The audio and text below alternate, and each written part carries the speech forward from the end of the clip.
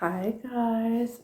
Oh, I haven't spoken today. Interesting. All right. Hi guys. I visited my parents this past weekend, and every time I visit them, I'm like, I need to pull out the first book I ever tried to write, but I always forget. But this last weekend, I remembered. And I've got it here in this little manila folder. You can see that the Thief's Jewel manuscript 2015 to 2016 is when I worked on it. I'm a little bit hesitant to tell you that because then that indicates how old I was. And I was probably a little too old to be writing at this level.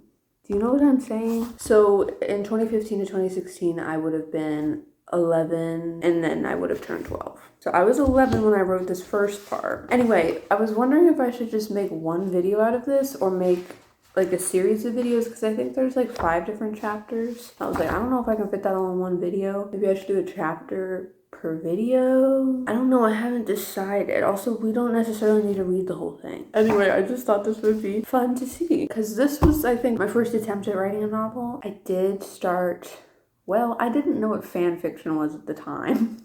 I was homeschooled, so I was out here writing Narnia fanfiction. If you know Ball, if you know Narnia, in the last book, they all die and go to heaven, except for Susan. She's alive, and she forgot about Narnia and Aslan, and she's like submitted to the world. What's the word for like worldly? Secular. Anyways, and that broke my heart. I'm like, her whole family's dead, and she forgot about Narnia. And C.S. Lewis said that it would be a good story to write, but it wasn't the kind of story he would write. And I was like, girl, I'm gonna take it upon myself to do that. Anyway, maybe I can find that somewhere. All that aside, this was the first original novel I tried to write. For context, I think at this time I loved the Ascendance Trilogy Now series by Jennifer A. Nielsen. That's like upper middle grade fantasy adventure kind of thing. And I read a lot of like YA fantasy, like various stereotypes, like the redhead who's not like other girls and she's like brave and brash. This was probably a little before I started reading Throne of Glass, just like a year or so earlier. If you know 2010s YA fantasy, I can't think of it at the moment, but definitely that was what was fueling this little passion project of mine. I remember being 11 with my little composition notebook, writing this first chapter. I know I moved to a computer at some point, but very first chapter, I remember some of it, at least the first few paragraphs, starting on a notebook. Anyway, I just want to say also, when I would write stories at that age, it'd truly be figuring it out a chapter at a time, or not even a chapter at a time, just figuring it out while I'm writing it. And to be honest, I still do that to some degree, but I do try to have a little bit more of an outline. But with this, I was just writing, and whatever came to mind, I wrote down. All right, let's get into it. Chapter 1. The cool air brushes my face like a kiss. All around me, the trees are about to fall in a deep sleep. Their clothes are golden yellow, orange, and red. As the wind blows against them, they begin to dance in their elegant gowns of vibrant colors. I hear the brook singing out to me with its calming voice. I walk on until I get to a small pond.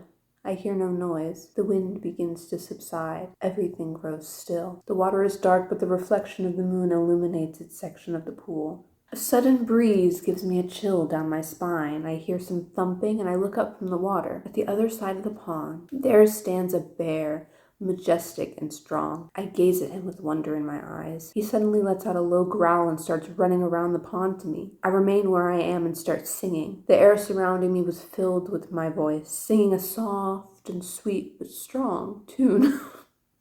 Soft and sweet, but strong. The song has no words, sung by only vocalizing. The bear stops, as if my voice was bewitching him. He looks as if his body was stiff and is now loosening. He walks over to me slowly, staring deep into my eyes. I do the same to him. He continues walking slowly towards me until he comes close enough for me to touch him. I stop singing. I raise my arm to stroke him, but he runs away in fear. I watch him run until I can see him no longer.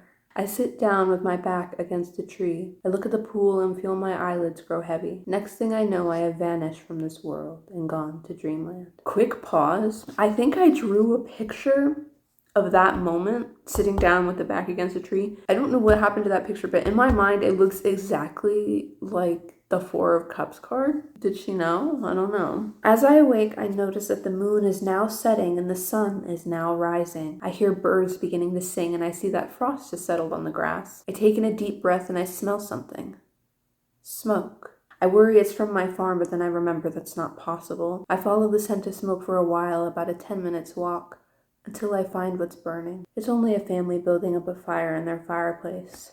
I shudder and keep walking. I have no home to go to, so I just walk on. I try hard not to remember the tragedy, but it won't stop bothering me. I begin to cry softly. Not very long ago, my father was found guilty of theft. My father made many unwise choices, and I admit he deserved to spend some time in jail. My father ran away, though, leaving my mother, sister, and me on our own. The king's men took advantage of that and used my mother, sister, and me as bait by threatening to kill us. My father came home.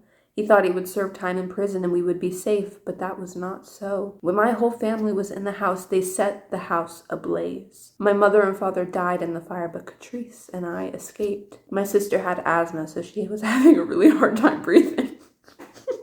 We ran until we thought our legs would fall off. Just when we thought we were safe, we heard neighing and realized the king's men had been following us. A bullet shot right next to my head and I pretended to fall so the men wouldn't shoot at me again. Another bullet flew by and Catrice fell. The men galloped away.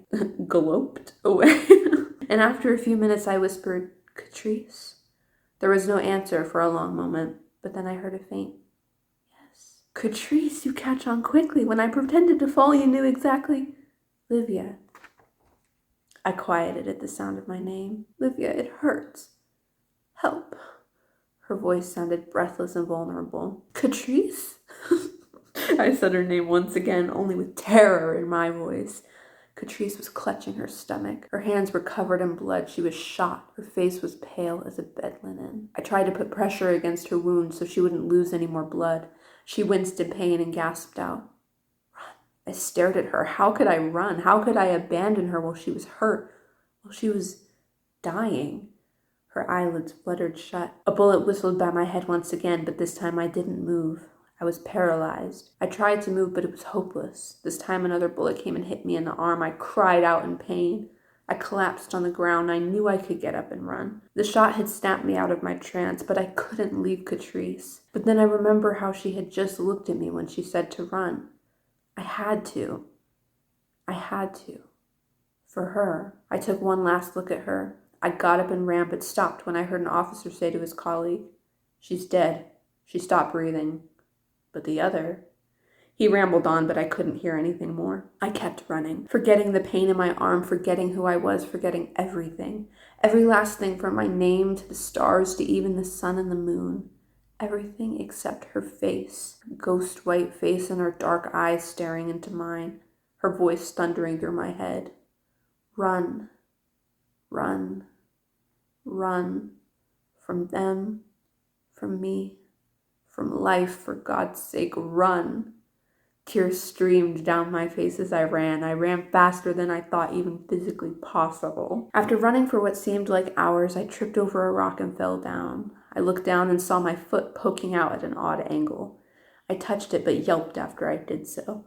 I tried to stand up, but then the pain in my ankle grew so much that it made my arm with the bullet still inside feel like a minor scratch. I gave up trying to move and lay there on the ground. The tears kept rolling down my face. The pain was unbearable, both physical and mental. I kept crying and crying, the tears seeming to never end. I heard a twig snap behind me and I whip around to see who was coming, only to hurt my arm in the process. I collapsed on the ground, moaning in pain. I clutched my arm, hoping that if I squeezed my arm enough, the pain would go away. A rough, calloused hand touches my shoulder. I scream and use my good leg to kick whoever had touched me. I then heard a big thud and I turn over. Lying on the ground was a young woman, probably in her early 20s, who was clutching her shin. She groaned. I wasn't going to hurt you," she said. "How can I know that's true?" I asked her fiercely. There was a pause. "I wasn't going to hurt you," she said again. "How can I know you're not working for those men?" I asked. "You're," being the wrong "your," by the way. "What men?" She looked genuinely confused. Also genuinely spelled wrong. "You know what men," I snapped. She stared back at me, clearly bewildered. "You really weren't going to hurt me?" I asked quietly. She shook her head. I'm so sorry I kicked you. I didn't know. I thought you were one of them, I muttered. I'll be okay, she replied uncertainly, as if she didn't exactly believe herself. You look worse than I do, she said, looking at me thoughtfully. She examined my ankle. It's broken, she said after a moment. She then looked over at my arm. She tried to lift my arm to get a better look, but I shrieked. The pain took both of us by surprise. I'm sorry, I said, wincing. After she first picked up my arm, she tried to examine more delicately, but it still hurt very much. This is a very deep wound. I would try to get the bullet out now, but I don't have the right tools, she said. Are you a doctor? I asked her. Yes, in a manner of speaking. I don't work in a hospital, and I didn't even finish my education, but I know enough to help people. I was about to ask her what sort of work she did if she wasn't a doctor, but before I could even open my mouth, she said, I can bring you back to my camp and try to fix you up if you'd like. I would like that very much. Next thing I knew, the woman went to go get her horse that had been accompanying her. When she came back, I saw she had a wagon, and not only one horse, but a team of horses. There was enough room for 2 people to sit up in the front to guide the horses, but since I was injured, the woman insisted that I lie down on a cot that was in the back of her wagon. I looked around and saw that, besides the cot, she also had a few wool blankets, a few trunks which were left open, and found that they were filled with food, water, matches, and more blankets. There also was a small stack of firewood. As she was helping me onto the cot, I asked her, why do you have all this food and water? I always am prepared when I come out into these woods. It is very easy to get lost in them, and if that happened, I wouldn't be able to find my old camp, and I would have to start a new one. As she was climbing out of the wagon, I asked her one last thing. What is your name? She looked back at me with a faint smile on her face and a sad look in her eyes. I don't have one. End of chapter 1, my friend. Okay. What do we think, you guys? It's interesting. I remember rereading this many years ago and being like aghast. But I'm reading it now, I'm like, it's not that bad. Like, I definitely switched tenses and it's all like very cliche and silly, but also good for little me for trying. You can definitely tell the kind of thing I was reading. Like, we have to have the fiery, well, it doesn't say that she's redheaded, but I'm pretty sure that she was supposed to have red hair. I don't know, should we read another chapter? This next chapter is where it starts getting a little bit weird. Okay, well this chapter, I start having I have revisions. Like, I have a little purple pen and I'm like revising stuff. So I don't know. Okay, we'll read one more chapter and then I'll let you go, okay? Chapter 2. The clip-clop of the horse's hooves was actually a quite relaxing sound. I found myself nearly asleep every once in a while, but I wanted to stay awake, so if I saw any of the king's men, I could let her know. I thought it was quite bizarre that she didn't have a name. How could someone not have a name? And if she went to a medical school, she would have had to given the people her name. I lie on the cot, slightly impatient. I was getting a little bored from the drive. There wasn't a lot of excitement, 1, because I was in the wagon so I couldn't see anything, and 2, we were in the middle of uncharted woods so there wasn't anything to see. As I stared at the ceiling, I stopped trying to stay awake and fell into a deep sleep. When I awoke, I found myself in a small tent structure lying on a gurney. Next to me were a few tables, on top of which had all sorts of different instruments. I recognized none of them, really. There was a bowl with a stack of clean cloths and towels next to it. That was pretty much the only thing I could identify. I looked down at myself. I was dressed in a plain white nightgown. My ankle was wrapped up with cloth, and so was my arm. I was about to get up when she, capitalized, since she has no name, for now I am calling her she, but that's crossed out, entered the room. She smiled warmly. You're awake, she said. I smiled. Yes, that's what it looks like, I replied. She laughed. How are you feeling? Well, seeing as how I just broke my ankle, got shot, and was running for my life, I'm actually doing very well. Thank you for asking. She laughed again. I smiled. Well, I'm glad you are feeling well. There was an awkward pause. Are you hungry or thirsty? I don't have that much to offer, just potatoes and carrots and deer meat. And I have some wine, but I have just water if that suits you better. I'll take some water, thank you. She smiled and exited the tent. My eyes wandered the room, taking a closer look than when I first woke up. On one of the tables, I saw a lot of silver instruments that were shiny and clean. I looked at all of them when one of the things caught my eye. It was a long, thin knife. It looked perfect for slitting a throat. "Here you are," she said, handing me a cup with some water in it. I thanked she and took a sip. That was like the weird thing I was talking about. She, like, this woman is referred to as she. Like, that's her name now, apparently, in Livya's mind. I didn't realize how thirsty I was until I felt the water touch my tongue.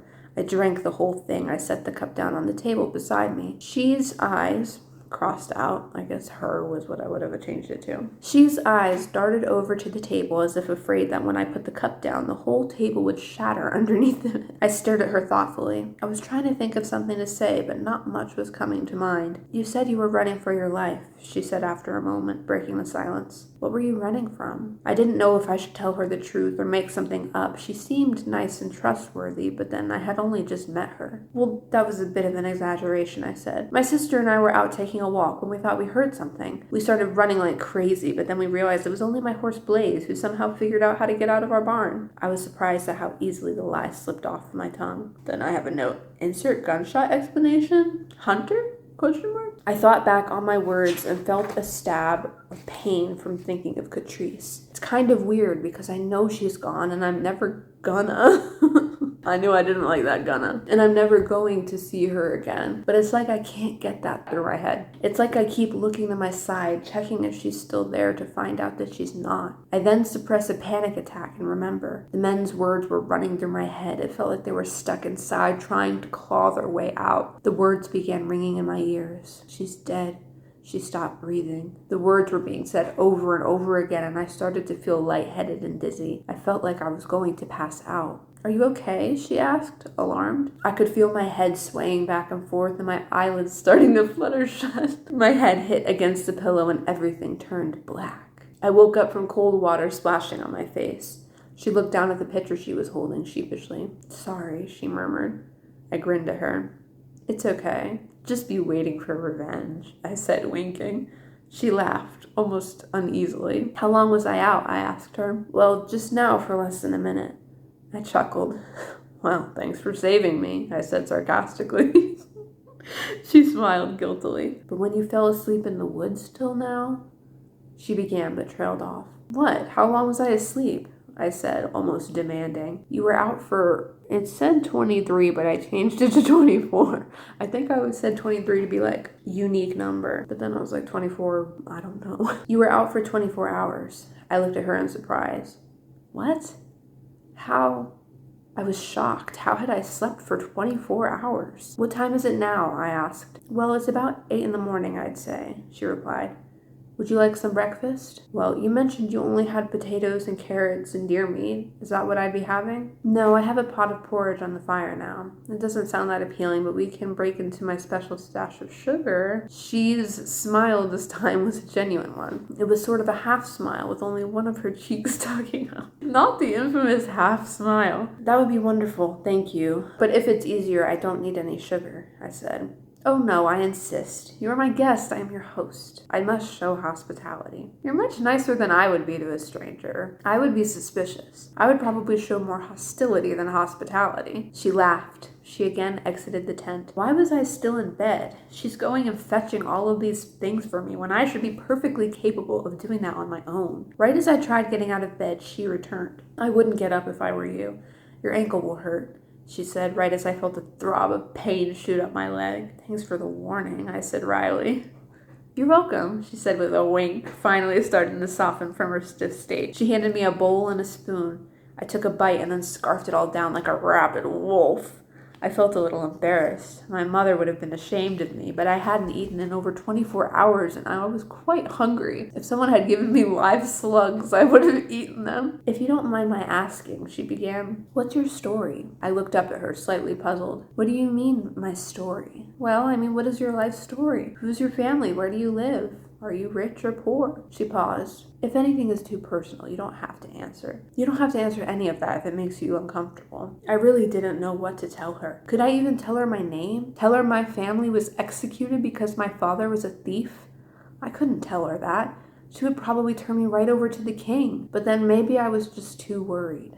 She had done nothing to harm me, and I highly doubted she could try anything. "First," I said, "I need you to swear never to tell anyone about what I am going to tell you." She looked a little bewildered, but she raised her right hand and said, "I solemnly swear never to repeat the words you speak to me to any other soul, living or dead, not even if my life depends on it." Her face was so sullen and sincere I knew she would never go back on her word. I took a deep breath. "My name is Livia," I began. "My parents are Catalina and August. I have had a younger sister named Catrice. My father was found guilty of theft." I could feel a lump starting to grow in my throat. He stole from King Regan himself." She gasped. I continued. "My father was one of the king's guards. He was respected by the king, but not many knew his name besides some of his co-workers and the king himself. One day, not too long ago, there were Carterites that were recently imported from the far land Mithron." Mithron? I don't know what was going through my father's head. We had plenty of money and led a comfortable life. But whatever intoxicated him to think to commit treason, I curse him. One day, while my father was standing guard over the Carterites, he was all alone and decided to take a peek at them. They were inside a chest. He lifted the top ever so slightly and he saw their dazzling red beauty. He said that they were the most beautiful jewels that anyone could ever imagine. Overwhelmed with the beauty of the Carterites, he took one and tucked it into a fold in his clothes. He closed the trunk, but noticed someone watching him. One of the other guards had come over, for it was his turn to watch over the Carterites. He saw my father take the jewel. My father begged him not to tell the king. He swore he would put it back, although they both knew he wouldn't. The guard stared at my father, and then he yelled, "Thief! Someone is stealing the Carterites!" My father then attacked the man and knocked him out cold. My father then ran. He ran all the way home and miraculously was not caught on the way. No one else saw my father. He came home and told us what had happened. He began weeping, not because he had committed treason, but worried about the consequences if he was found. Don't get me wrong, I loved my father, but in that moment, hatred pumped through my veins. While we were all in the house, we smelled something. We realized it was smoke. The king's men had followed my father and set fire to the house. I suppose it was their own way of a quiet execution. My father screamed at Mum. Mum, because I guess she's British, even though there's no Britain, but you know. Catrice and me to leave, to run. But my mum was selfish, and she loved my father too deeply to leave him to his end all alone. She stayed with him until he drew his last breath, just as he was with her until her end. Catrice and I ran, but the king's men caught up to us. They shot at me, but missed me, but I pretended to fall, hoping to fool them. I did. They then shot at Catrice, but they really did hurt her. They then shot at me and hit me. Blow by blow by blow. They then shot at me and hit me in the arm. My sister died, and all I did was run. By now there were tears streaming down my face. They were perpetual, seeming to never end. I was sobbing and choking on my tears. I buried my face in my hands and wept. "All I did was run!" I shrieked. Through my tears, I couldn't even see her reaction. I didn't know if she was uncomfortable or if she was coming over to soothe me. I was a coward. I was scared for my own life, so I abandoned her. If only I stayed with her, she would probably be alive. I probably would have been able to save her if I hadn't been so selfish. And look what I have done. I have destroyed everything. I have nothing else to live for. My family and home is gone. My life is gone. There is no reason for me to remain alive. Or perhaps this is why I am still alive. So I can live in eternal misery. So I can be punished by being alone for all my life and treated as the equal of the dirt on the ground. My face was now buried into her. She had come over to me, trying to calm me. She held me tenderly. I sobbed, barely able to breathe. To breath. She caressed my hair gently and rocked me. After what seemed like an eternity, I felt my breathing slow and my tears weren't falling as hard. She looked at me. "Livia, it's not your fault," she said tenderly. I was about to protest, and I could feel tears welling up in my eyes again, but her sad smile stopped me. "None of this was your fault. She probably wouldn't have survived anyway." I started to cry again. She looked away. "I'm sorry I'm making this worse," she said. There was a long silence. She just held me gently and rocked me. I felt like a child being held by her mother, but I liked it. She again looked at me. I like you, Livia. I looked at her puzzled, but she continued. I like you very much, and I am so sorry about your family. If there was something I could have done, I would have. And because I am so sympathetic, it is hard to do this. I then felt her cold hand squeeze my throat. The last thing I saw was her apologetic face. And then, black. Okay! End of chapter 2 of The Thief's Jewel. What do we think, guys? I remember the she thing, to me, when I was writing it, I'm like, this is brilliant. Then I told my mom about it. And I was like, this is the most stupid thing I've ever done in my entire life. But I'm reading it again, I'm like, that's kind of tea, I don't know. You've got to take it for what it is. Are we shocked? Are we shocked that she betrayed Livia? Probably not. But yes, oh my god. So those were the first 2 chapters. I want to keep reading. I think I'm going to wrap up this one because I've been filming for 33 minutes. And I think I'm going to go right into filming the next video. So stay tuned for that. But this is fun. Obviously, this writing is poor. And I've seen other videos before of people rereading their stories from when they were like in middle school. Some of that stuff is really good. And then I go back and was reading this at one point and I'm like, this is really embarrassing for me. Constantly switching tenses and using the wrong tos and theirs and blah, blah, blah, blah, blah. But even beyond like grammatical things, I'm like, it's so cliche. Like you have this protagonist who's like fiery and stubborn and da-da-da-da-da. I mean, the Thief's Jewel thing, kind of tea. Not really, but kind of. Thank you so much for joining me in reading the first 2 chapters of the first story I tried to write. And then this next part, oh my gosh. Okay, well, just stay tuned for the next video and then you can know if you are curious. I'm sure you're not, but I am. This is completely self-indulgent and fun. The thing about this story also is that I first wrote it at this point, and then I did try to rewrite it a few years later, and it was a bit different. I didn't get very far in that new iteration of it, just a chapter, and it kind of takes place before any of this does. It's like, it opened with Livia and Catrice and her mother. I wrote a chapter or 2 of that, but that was before the execution. I kind of, in a way, am almost like, I would like to try again. Definitely at a different place as a writer today than I was when I was 11/12. 10 years later at 22. I mean, I have a Pinterest board for Project Livia. I've always kind of been like, maybe I will try this story again and like get rid of all the cliche stuff and make it better.